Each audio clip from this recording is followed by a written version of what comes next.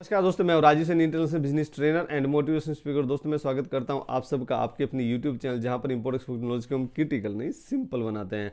तो फ्रेंड्स, एक interesting topic आज आपके लिए लेके हैं, how to start your own business in USA, United State of America, जो हमेशा राजा की तरह इंपोर्ट करता है और एक्सपोर्ट भी करता है। तो यूएसए में आप अपना खुद का कंपनी, खुद का बिजनेस आप कैसे ओपन कर सकते हैं, कैसे स्टार्ट कर सकते हैं। अब why to start business in US, क्या आपको एडिशनल उसमें बेनिफिट्स मिल जाते हैं, बिजनेस अपॉर्चुनिटी आपको क्या मिल जाती है जो कि दूसरे कंट्री में उतना बिजनेस अपॉर्चुनिटी आपको नहीं मिल रही, एडिशनली जो यूएसए में आपको मिल रही है। बिजनेस वीजा का क्या प्रोसीजर, कितना सिंपल है बिजनेस वीजा कितने टाइम में आपको लग जाता है, कितना बिजनेस वीजा की फीस है, टाइप ऑफ कंपनीज कौन सी, जो लीगल फर्म से लीगल एंटिटी, लीगल कंपनी की जो रजिस्ट्रेशन है वो उसका क्या प्रोसीजर और कितने टाइप की है। तो ये सब क्वेश्चन का आंसर लेकिन छोटी सी वीडियो में बने रहे हमारे साथ। सबसे पहले हमारा पॉइंट है why to start business in USA, यानी यूएसए में अगर आप कोई बिजनेस ओपन करना चाह रहे हैं तो उसके क्या आपको बेनिफिट्स मिल जाते हैं। तो सबसे बड़ा बेनिफिट है कि बिगेस्ट इकोनॉमिक बिजनेस इकोनॉमी, यानी पूरे वर्ल्ड में नंबर 1 इकोनॉमी है यूएसए की, यूनाइटेड स्टेट ऑफ अमेरिका, जिसमें 6th और 5th और 6th नंबर पे हिंदुस्तान भी आता है। 3 ट्रिलियन यूएस डॉलर की इकोनॉमी है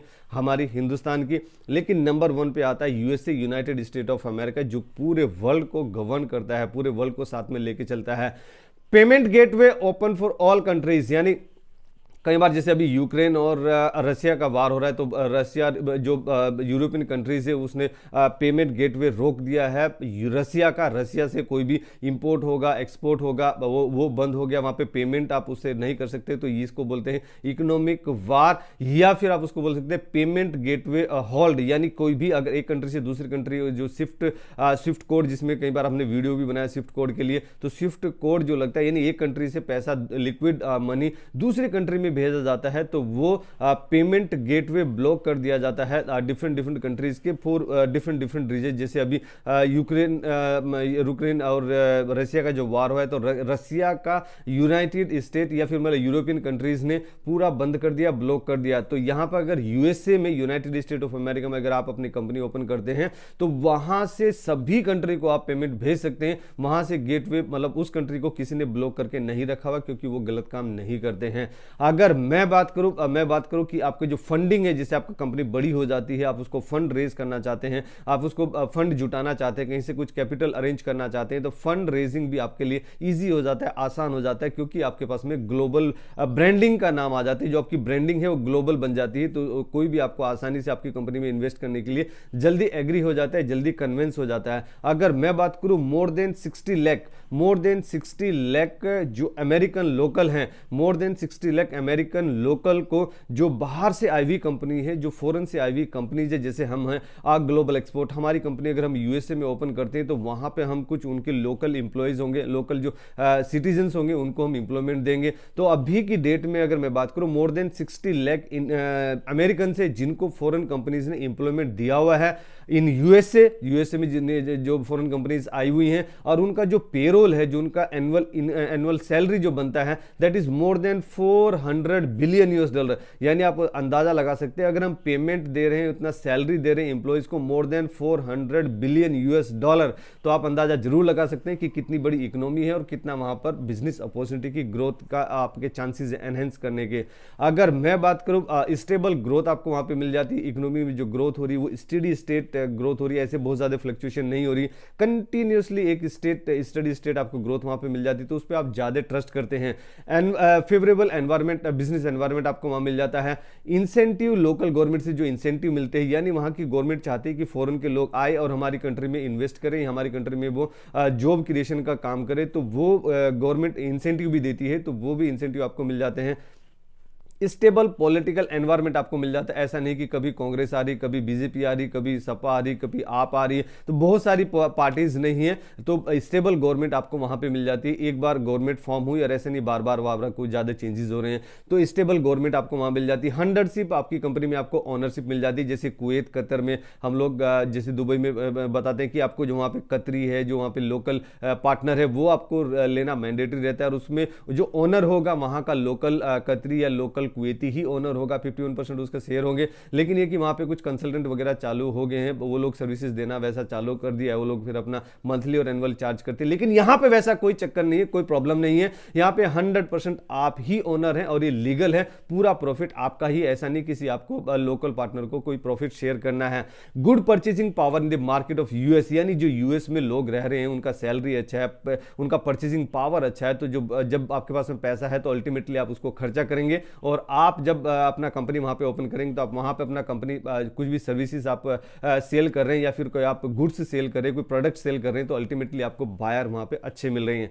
अगर मैं बात करूं टेक्नोलॉजी की, तो एडवांस टेक्नोलॉजी आपको वहां पे मिल जाती है। जैसे कि आपको कोई, अगर आप खुद की भी कोई रिसर्च कर रहे हैं तो आपको आईपीआर मिल जाता है, यानी आपकी जो इंटेलेक्चुअल प्रॉपर्टी है उसके लिए आपको प्रोटेक्शन मिल जाता है, यानी protection to your intellectual property, यानी कोई आपने रिसर्च की, कोई आपका पेटेंट है तो उस पेटेंट को भी प्रोटेक्शन वहां दिया जाता है, जल्दी रजिस्ट्रेशन हो जाता है और कोई दूसरा उसका यूज नहीं कर सकता, आपका नाम आपका ही रहेगा। अगर बिजनेस अपॉर्चुनिटी की बात करूं, क्या क्या बिजनेस अपॉर्चुनिटी यूएसए में, यूनाइटेड स्टेट ऑफ अमेरिका, जो कि एक इंडियन होने के नाते, एक एशियन कंट्री के होने के नाते वहां पर लोग जाते हैं तो किस किस टाइप का काम करते हैं, क्या क्या वहां पे बिजनेस अपॉर्चुनिटी है। तो सबसे पहले पायदान पे आता है साइबर सिक्योरिटी। जैसे लोकल पुलिस रहता है, आप फिजिकल सिक्योरिटी रहती है, ऐसे साइबर सिक्योरिटी, इंटरनेट पे कोई कुछ गलत काम कर रहा है तो उसकी सिक्योरिटी रखने का भी जिम्मेदारी गवर्नमेंट का रहता है। तो गवर्नमेंट के, जैसे इंडिया में भी, हिंदुस्तान में भी साइबर सिक्योरिटी है, लेकिन उतना ज़्यादा डेवलप नहीं है। लेकिन यूएसए की अगर आप बात करें तो हर चीज़ ट्रैक होती है, आपका ट्रांजेक्शन ट्रैक होता है, कोई किसको क्या व्हाट्सअप कर रहा है, कोई किसको क्या फेसबुक पर भेज रहा है, कोई किसको क्या क्या क्या कर रहा है, वो सब ट्रैक होता है और बहुत ज़्यादा सिस्टमेटिक तरीके से होता है। साइबर सिक्योरिटी वहाँ पर बहुत स्ट्रॉन्ग है। तो अगर आप IT इंफॉर्मेशन टेक्नोलॉजी के प्रोफेशनल है या फिर आप उसमें काम करना चाहते हैं या फिर आप उसका इंटरेस्ट है, तो साइबर सिक्योरिटी बिजनेस आप ओपन कर सकते हैं। आप वेब होस्टिंग का वहां पे काम कर सकते हैं, आप ऑनलाइन कैसीनो आप ओपन कर सकते हैं। अगर कैसीनो का आपका एक्सपीरियंस है, आप उसमें आपको अच्छा लगता है, आनंद आता है, तो आप कैसीनो, ऑनलाइन कैसीनो भी आप ओपन कर सकते हैं। Start your call centre business, यानी कॉल सेंटर का भी, जैसे कई बार आप, अगर मेरी एक छोटी कंपनी, लेकिन मुझे 2 3 4 5 आदमी का एक स्टाफ चाहिए, तो मैं खुद से लोगों को ट्रेन करूंगा, अपना खुद का बिल्डिंग करूंगा, उनकी टीम को डेवलप करूंगा, मोटिवेट करूंगा। इससे बेटर है कि मैं उसको आउटसोर्स कर लूंगा, किसी एक थर्ड पार्टी कंपनी को दे दूंगा, थर्ड जो सर्विस प्रोवाइडिंग कंपनी है उनको दे दूंगा, तो वो मेरा बिजनेस वो मैनेज करेंगे, यानी कॉल सेंटर वो मैनेज करेंगे। तो कॉल सेंटर सर्विसेज भी आप चालू कर सकते हैं।